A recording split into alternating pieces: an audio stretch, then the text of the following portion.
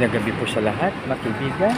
Atin pong alalahanin ang nakusara sa Maawit 37:23, the steps of a good man are ordered by the Lord. May mga translation ang sabi ng isang matalinong tao, sabi na mas maganda kung sabihin natin, the steps of a good person are ordered by the Lord. So dahil daw sa God, dahil sa gender and development. So kasi sabi niya kung halimbawa the steps of a good man para lang sa mga boys daw. Pero pag person, boys and girls daw. So yan. So balit makibigan ang pinakapunto po dito na pag tayo ay good,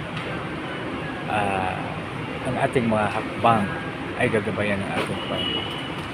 Napakahirap po kasi pag madulas, kaya masimpla po tayo. So kaya everyday mayroon tayong ginagawang desisyon. Okay, piliin natin ang good upang ang ating mahakbang ay gagabayan po ng ating God Almighty. Isang maganda, mapagpala, mapagbiyaya at pagkilos po na gabi sa bawat isa. God bless us all.